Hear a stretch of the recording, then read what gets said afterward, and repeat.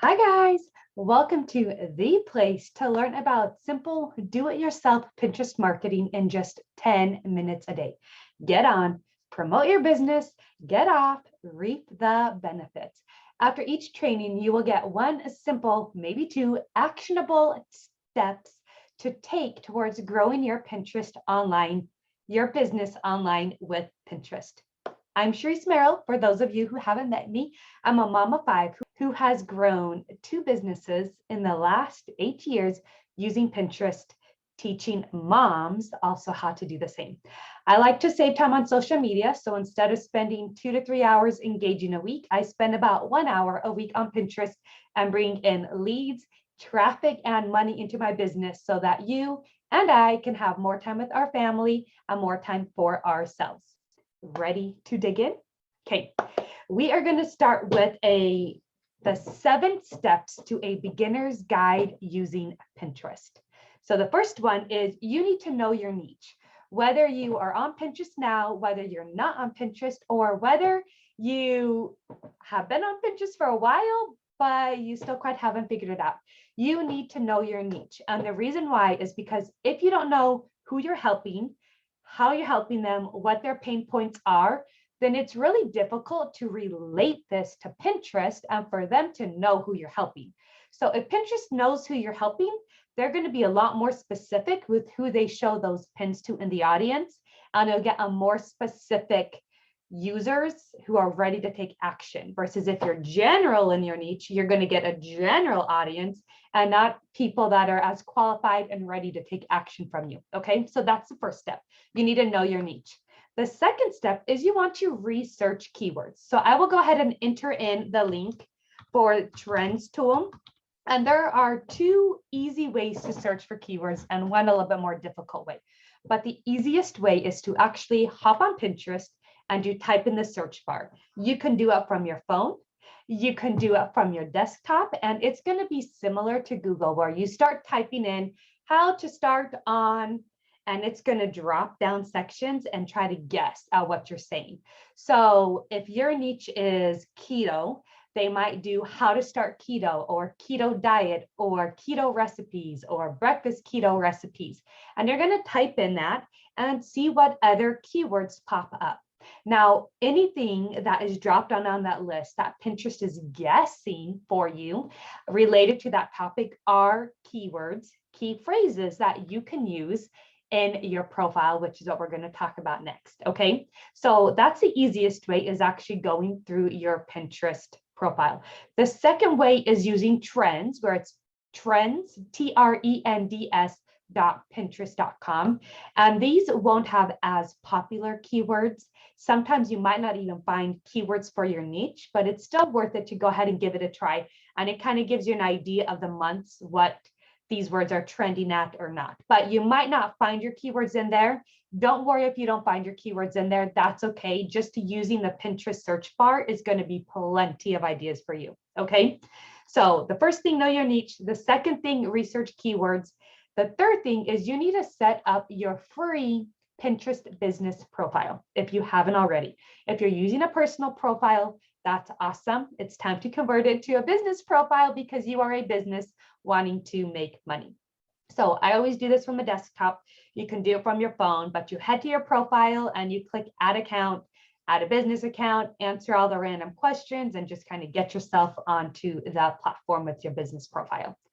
The fourth thing you're going to need to do is actually set up your profile. So you want to add your circle profile image, which could be a logo. It's better to have a picture of you, but you want to make sure that picture is branded throughout your other accounts on social media.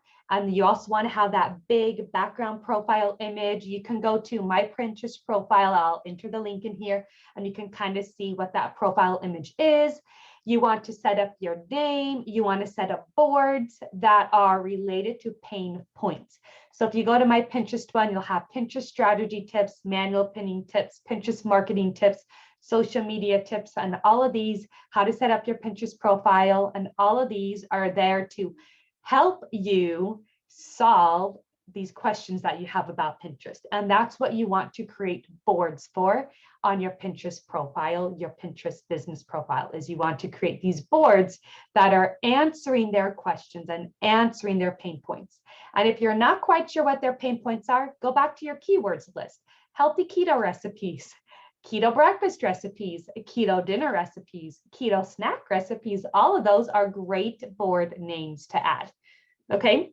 The fifth thing you're going to do to get started with Pinterest is you're actually going to start pinning relevant pins, not your pins yet. You're going to start pinning relevant pins. So go back to Pinterest and type in breakfast keto recipes and pin some of those pins to your keto recipes board, whether they're helpful pins. Act like you're the user and go through and pin 5 to 10 of those pins to your board. And that is going to get you established in the system by using these keywords, by searching these keywords, by pinning pins from these keywords. That's a mouthful. Pinterest is going to get a feel for and actually start to understand who you help and what type of audience to show those pins to. Okay. The sixth thing you're going to do is start adding your own content. After you've filled up your boards with 5 to 10 pins on all those boards, then you want to go in and start adding your own content. If you have content, you might not have content at this point, but if you have YouTube videos or if you have blog posts or if you have products, you can go ahead and start adding pins to your content. And then the last thing with Pinterest, like anything in business really, is to be consistent. If you can only be on Pinterest 1 day a week, then do it. I highly recommend doing 10 minutes a day on Pinterest, at least 3 to 5 days a week. Over the long run, with the leads that you'll get and the comparison, you'll actually end up saving time. But the key is to just be consistent. If you can only commit to 1 day on Pinterest, 5 minutes for that day, then that's okay. Do that for the next 3 months until you can adjust your schedule for a little bit more time. Now, if you aren't sure whether Pinterest is 100% correct for you, then please comment test below or grab the link where you see this recording at, and you can sign up for a Pinterest quiz knowing whether Pinterest is actually right for your business. Because I'm going to be the first one to say, Pinterest isn't for everyone. It's for a lot of people, but it's not for everyone. And I know that if you aren't sure whether Pinterest is for you or not, you kind of have that hesitancy, you're going to be hesitant on the platform. And if you're not consistent with Pinterest, if you're bouncing on and off because you're not really sure it's right for you, then there's really no point of being on it. It needs to be an all-for-one platform, because then you're actually going to see the results. So comment test, and I will send you over that test. And now for your action tip. I actually have 2 because this is the first one that I'm doing and we're going to see how it goes. So your action tip is 1. If you already have a profile, then do a quick review of keywords, research some keywords and do a quick review to make sure the keywords you have are still related to your business, your niche, your path from a target user to a product you sell or a service. Okay.